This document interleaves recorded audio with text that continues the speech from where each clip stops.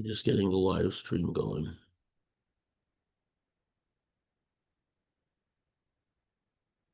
Mhm.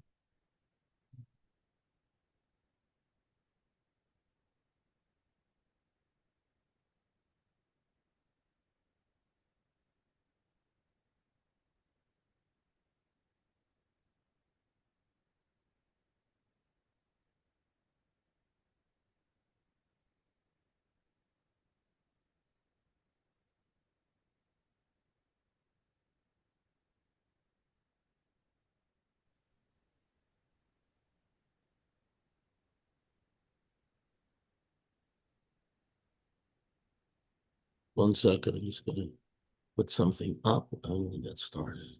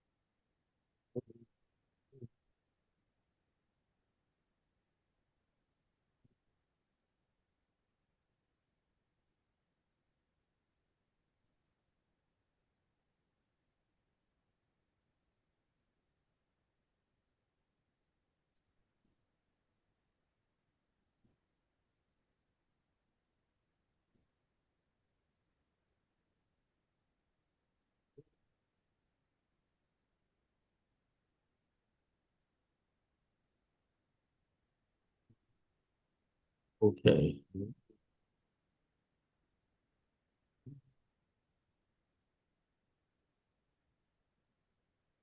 See where that went. Okay. Good. Okay, now we'll do the share screen.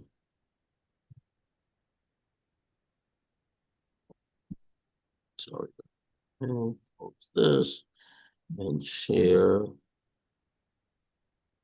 and share.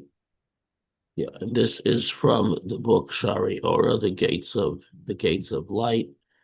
And again, it's nominally about Hanukkah, but it's really pretty fundamental. Okay.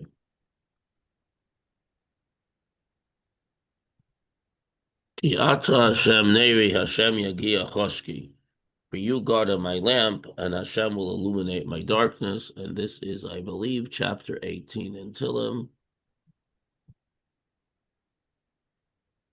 Okay, he quotes chapter 22 because 22 in Shmuel Bet and Tillim 18 are exactly the same with some minor differences. Okay. We can ask, why is Hashem's name invoked twice? The verse ought to read, for you, God, are my lamp, who will illuminate my darkness. Why does it say, for you, Hashem, are my lamp, you, Hashem, illuminate my darkness? It seems, furthermore, what is the force of the conjunctive and in the praise, and Hashem will illuminate? Why not simply say Hashem Yagia Chashki? Why is there the Vav? The Vav in Hebrew typically joins two statements, making one follow on to the other. Um, you know, this morning, I I got up and I washed my hands and I also took out the garbage. So it's like an and I also. So we right away begin with two questions in the text. Why is a conjunctive and necessary? Since these seem to be two parallel ideas. And secondly, why does Hashem's name mentioned twice when clearly we're talking about the same Hashem who both is my lamp and illuminates my darkness? So Shlomo HaMelech says in Mishlei, the Ner Hashem Nishmas Adam, that what is God's lamp? The soul of a person. Now, why is the soul called the lamp of God? Because within it shine the four letters of Havaya. Havaya is the way we pronounce Hashem's ineffable name, the four-letter name of a Yud, and a Hey, and a Vav, and a Hey. And the Neshama expresses the name of Hashem because the name of Hashem corresponds to the four general categories of Sfirot. Yud is expressed by Chochmah in the brain, Hey by Bina, well, the cognition, understanding. Vav is expressed by all the emotions, the six midot, love and awe, and so on. And the second Hey is expressed by the person's action. This is Tselem Elokim, the divine form within the person, which symbolically constituting four letters. If one causes a flaw in his soul in the letter Yud, so now this is something you'll see it in the Kriya Shema before retiring, in the Shema before retiring. In many Siddurim, including the Chabad Siddur, you have this discussion of the various mitzvot are connected to various letters of Hashem's name. So, how so? So, if one causes a flaw in his soul in the letter Yud, such as profaning the Shabbat or not studying Torah, the divine radiance of the Yud is withdrawn. In other words, the soul shines less brightly. If one causes a flaw in the letter Hey, the divine radiance of that letter withdrawn, so on, as we say in the confession of the Shema prayer before retiring at night. Thus, and God will illuminate my darkness, even after the radiance of Tselem Elokim and the four letters of Havaya has been flawed. For this reason, the verse repeats itself, saying, first, you, God, are my lamp, and then after the initial is withdrawn through transgression. In other words, we cause the neshama to retreat into itself. In other words, what does it mean it's withdrawn? The neshama becomes less connected to the body and to the mind and more withdrawn because the body and the mind have made themselves less of a vessel for it. If a person, God forbid, has an injury to his hand and can't write, it's not that the ability of writing has gone away, it's that the injury has made it no longer a vessel for the power of writing that comes from the brain. So that's why it says Hashem's name twice. And this reflects the statement of the sages with regards to the 13 attributes of mercy, that it says, Hashem, Hashem, God, oh God, you are merciful, and so on. So the Gemara says, Hashem before you sinned, and Hashem after you sinned. In other words, that the Havaya, that the letter, the name of Hashem, which is expressed through the Neshama, it will be illuminated even in the place of darkness. So, in other words, even after one inflicts darkness upon oneself, through the process of tshuva, it is possible to relight that lamp, to bring that light back into play in such a way that the neshama once again illuminates the mind and the body and the space around it. And of course, as we'll see, this whole process, this whole journey relates very much to Chanukah, but also to the life of a Jew every single day.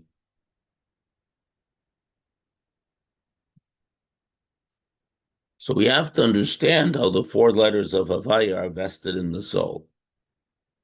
First of all, let us consider the natures of the soul of the Jewish people, which relates to the seven lights of the menorah in the temple, as we see in the Haftarah of Chanukah, which I'm going to put up now, so you can see the connection between the lights of the menorah. So.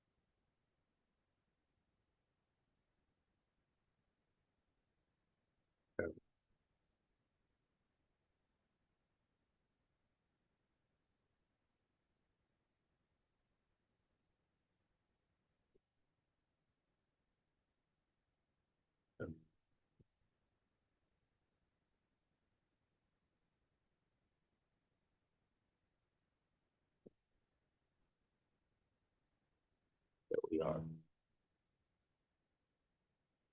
Okay, says the angel who spoke with me returned, and he awakened me as a man who wakes up. What do you see? I hold there was a candelabra and all of gold with oil bowl on top of it, and its 7 lamps thereon, 7 tubes each to the lamps that were on top of it. Um, and um, and what are these? So this is the word to Hashem, who said to Zerubbabel. So Zerubbabel is it refers to the Jewish people. Zeru means to be sown, like you sow seeds, scattered. You've been scattered by Bavel, scattered in exile, but you will return. And who are you, great mountain? Before Zerubbabel. In other words, so the menorah is Zerubbabel, and that refers to the Jewish people as a whole. And why is the menorah related to the Jewish people? And as we'll see, especially even in times of darkness. So the what is indeed the true nature of the lamps of the menorah? As the sages comment, does he need light? Does God need light? God doesn't need light. So rather, the menorah is a testimony to the Jewish people that the Shekhinah dwells among them. In other words, the menorah has primarily a spiritual purpose. Um, because there were other lamps in the Heichal, there were other lamps in the Beit Hamikdash, keeping it illuminated. The purpose of the menorah is a like everything else in the Beit Hamikdash. It's a physical manifestation of a fundamental spiritual godly force. Now, so to understand the menorah and what it expresses physically, we have to understand it's both a metaphor for something, but it's also a physical expression. Again, in the Beit HaMikdash, we experienced in body the actual palpable experience of all these profound godly things, godly energies. But the godly energies exist whether we have the Beit HaMikdash or not. So to understand what these godly energies are and how we relate to them, we need to understand the nature of a lamp, of a standard oil lamp. At this point, we should understand that in a lamp, there are general 4 aspects. And by the way, this is why, for example, for Neirot Chanukah, you can't use an LED light or a fluorescent light or even an incandescent light because the lights of Hanukkah, which are a derivative of the lights of the Beit Hamikdash, have to have these 4 aspects. So a standard lamp has the following aspects. The first is the wick, which illuminates because of the flame that burns from it. Then there is the flame itself that burns from the wick, which includes 2 levels expressed in 2 colors of light. One is the dark color, which is close to the wick and is called dark radiance. If you look at a candle flame, you'll see there's a darker color, which burns and gradually consumes the wick. And it's darker because the products of the combustion are more present. In other words, the consumption of the wick, the products of the combustion are more present right close to the wick. And the higher up the white flame, which is called the light which illuminates, and also the bright radiance. The brighter part, which gives the most light, is that one. The 4th aspect of the lamp is the oil which flows into the wick and is absorbed in it. Without the oil, the flame would not burn from the wick at all, but would leap away and be extinguished. In other words, the wick would be entirely consumed, and the flame will disappear. A wick without oil burns very quickly, burns very strongly and quickly, but smokily, and the wick is completely consumed in the smoke, and then the flame leaves because there's no longer anything to feed the flame.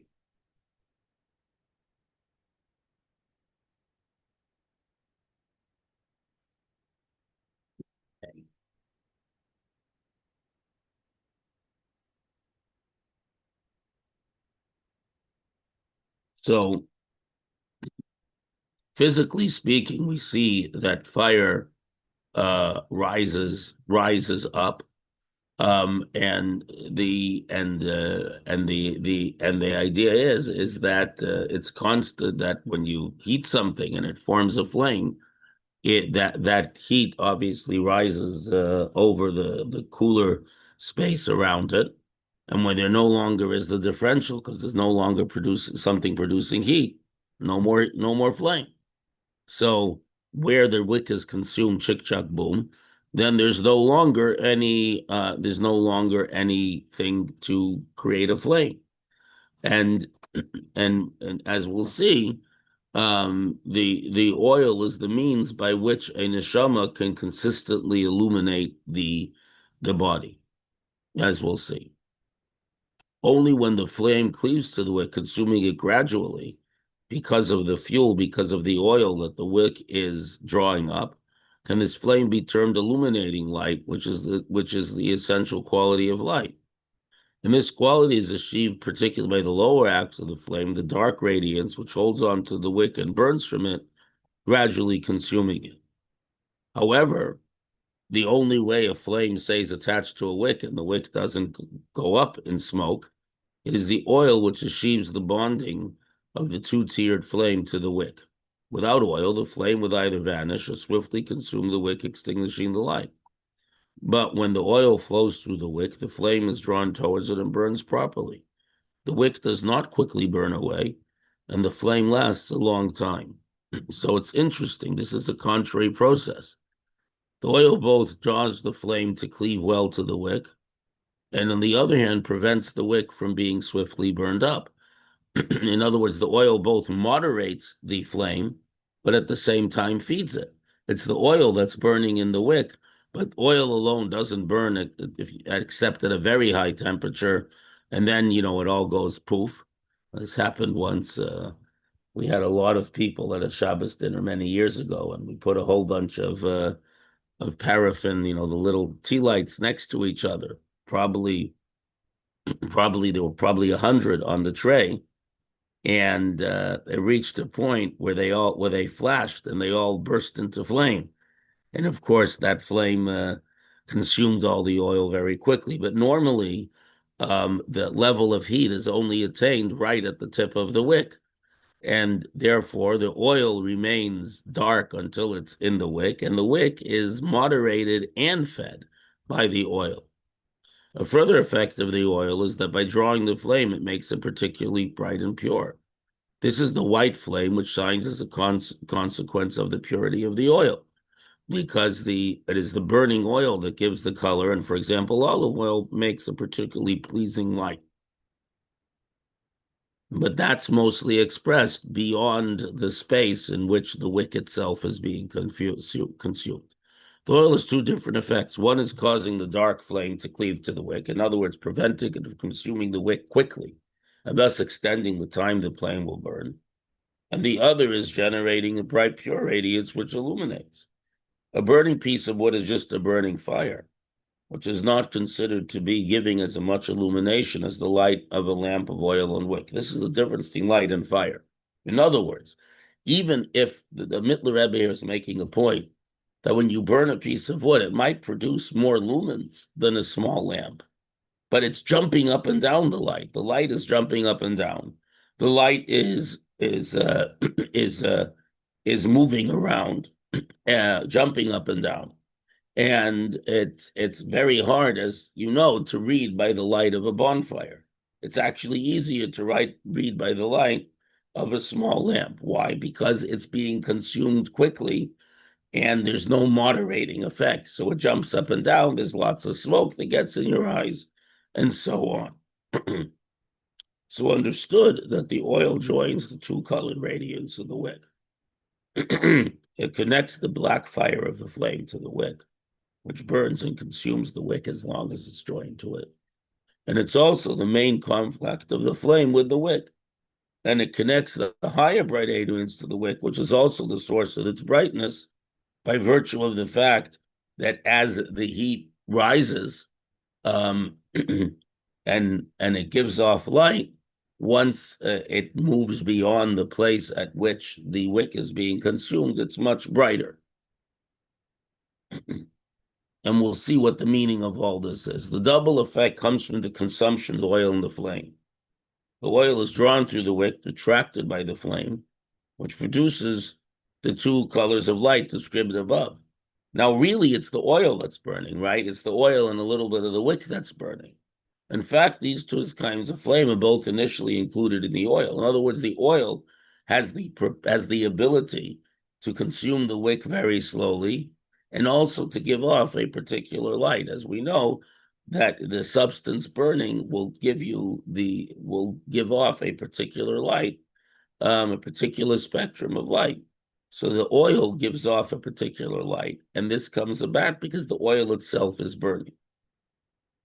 The effect of burning the oils, the two kinds of flame learned from concealment are now revealed. But by being attaching to the wick, it gives off a light that is a useful and long-lasting light. Because again, if one just ignites oil at a very high temperature, you'll get something akin to burning wood. You'll get something very bright but flickering and smoky that isn't much use. On account of this quality of the oil, the sages decreed in Tractate Shabbat, second chapter, concerning the mitzvah of the Chanukah lamp, there are some oils which one may not use because they do not flow properly in a wick.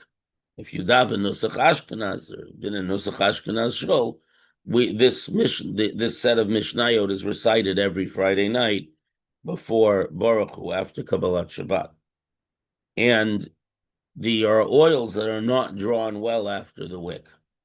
In a Hanukkah lamp, it's important there should be two colors of flame around the wick, and the light should last a certain time. This is impossible without good clear oil, which flows in the wick, as will be explained. That is why certain kinds of oils and raw fats can't be used, because if you stick a wick in a piece of unrendered fat, you're going to get it's not going to burn properly. It's only whether you're using wax or tallow, whatever it is, even those things that are solid, they only burn when they first melt and are then drawn through the wick well. And a fat that is not drawn well through the wick will not burn properly.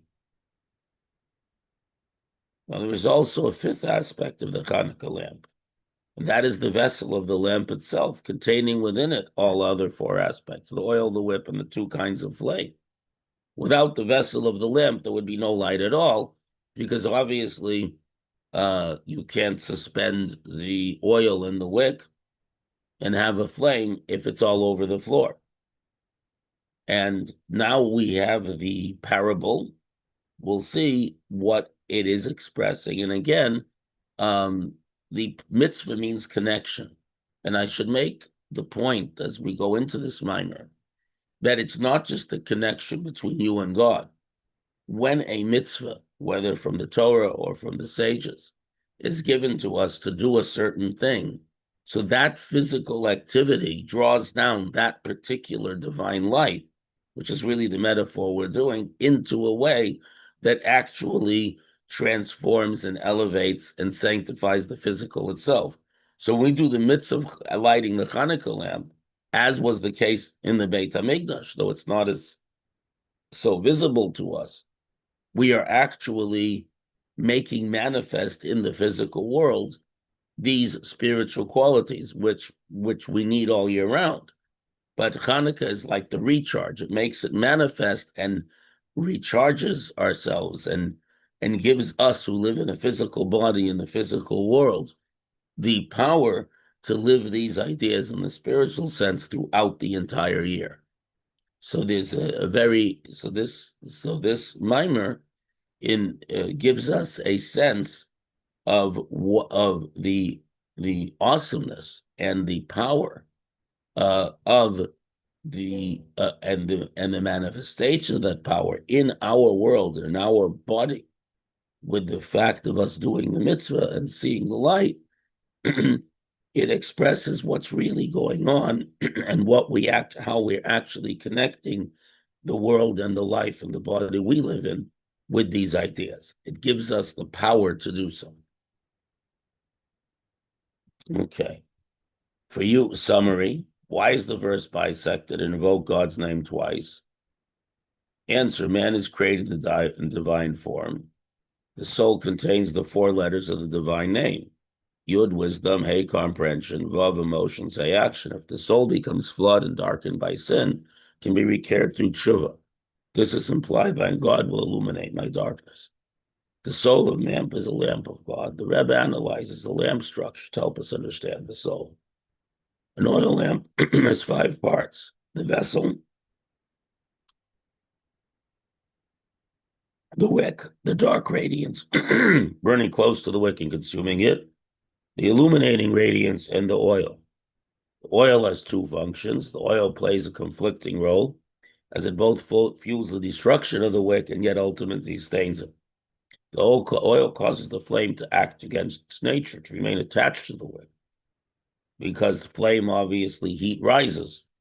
It only stays attached because it's constantly being fed, and it sustains the wick, enable it to be consumed only gradually. The quality of the flame depends on the quality of the oil. Thus, the oil itself must possess multiple colors or qualities that eventually appear in the burning flame.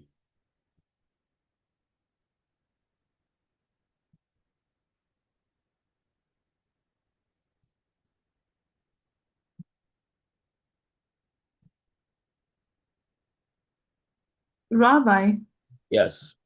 uh, I saw that the letter Hey has over there two different meanings. One is comprehension and the other one is action. Is it because of the position of them in the name? Right. There's 2 hays. One is the hay of bina, of understanding, and where we create where an idea becomes fully developed and works in creation too. The second hay is malchut, which is the which is the quality of speech, of action, of creation, and so on. And because they both an expansion. Hay is an expansion of the yud, and the second hay is an expansion of the vav. And this is addressed by the idea that in the human metaphor, a good question, Natalie. In the human metaphor, you first are aware of the existence of something, of an idea, and then it becomes you arrive at a comprehension of what you were aware of that just flashed through your head. Then that will often create some emotion. In other words, emotion is your feelings and relation to something outside of you, and that might evoke an action. So, for example, um, you know, you if you're, you see, you know, you you see a little ponytail bobbing up and down going towards the streets. And the first thing is you notice there's something going to the street. Then you understand that the ponytail is attached to a little kid, and the little kid is heading for the street. So that creates an emotion of fear. You don't want the kid to go out in the street. As we say, don't go play in traffic, right? So then that creates action. You run and grab the kid before they get to the street. But first, there was just an awareness of something new in your field of vision. It's a very simple example, but that's an example of awe. An example of one of the 6 midot, for example, kindness or compassion, is where one sees someone who's needy. You first process that there's something anomalous. Then you realize that you're looking at a needy person who's asking you for help. Then, if you move beyond it to an actual sense of connection to that person, you have a sense of kindness and compassion, and then you act to help the person. So these are the metaphors to the way that God both creates and runs the world, and also to the way that our souls function. I've given you some very simple examples, but the bina, understanding, is the hay is expanded, right? If you look at a hay, it has a little yud at the top corner, right? So the hay is the expansion of the yud in the sense that this idea that flashes through your head becomes a concept that you grasp and recognize and understand. And the Vav, which is the procession downward into the various emotional, the various connective and experiential qualities, in other words, the way you relate and feel about the world around you. So that ultimately expands from being just a feeling you have within yourself to an action or speech that actually influences. So the Vav is going down within you. The Hey is the expansion of that it stops being just an emotion you're feeling and because something that expands and affects the world around you. So this is why the 10 sefirot are typically grouped in these four elements, in these four general categories. Because the midot all work together. The various emotional or relational aspects all work together. In other words, if you think about it, um, you never, whenever you're dealing with something. So, for example, in the first example I gave, there's this sense of fair and protection, but that's driven by your love and concern for the child. And at the same time, you have to modulate it because you can't you don't want to tackle the child. You want to grab them gently. You want to moderate the feeling of grabbing and fair and so on. You don't want to trip on a banana peel on your way there and so on. So the one is modulating one's feelings in such a way that they produce an effective malchut, an effective action. So that's why we include them, because almost all experiences we have really include all six of these relational aspects. Okay, we can begin the next chapter.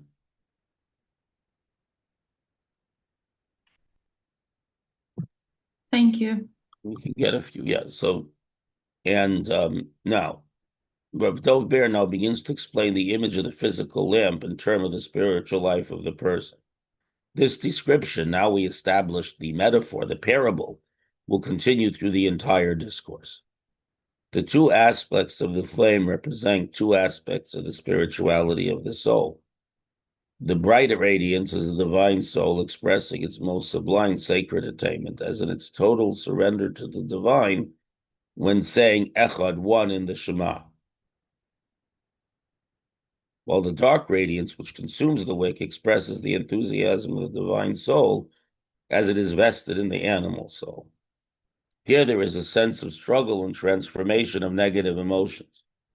This is expressed by the way the dark flame interacts with and eats away at the wick.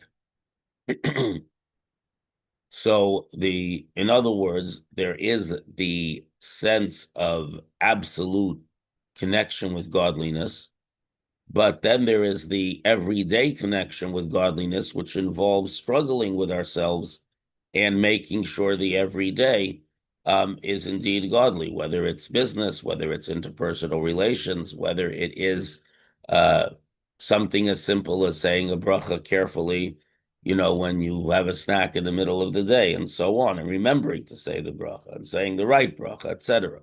And we'll develop this idea much more in the coming chapters. Okay, so this we'll be doing this mimer for a while. This is a particularly good translation by Dr. Lowenthal, who's really devoted his life to understanding the Mittler Rebbe's Chassidus, which is it's very organized and it contains many of the core elements of Hasidic thought in general, and presented in a very orderly fashion. And as you'll see, many of the ideas we've been learning about are presented here, almost in the way of a course. In other words, going from idea to idea and developing each idea fully, then moving on to the next. Okay. So I wish everyone a very good week.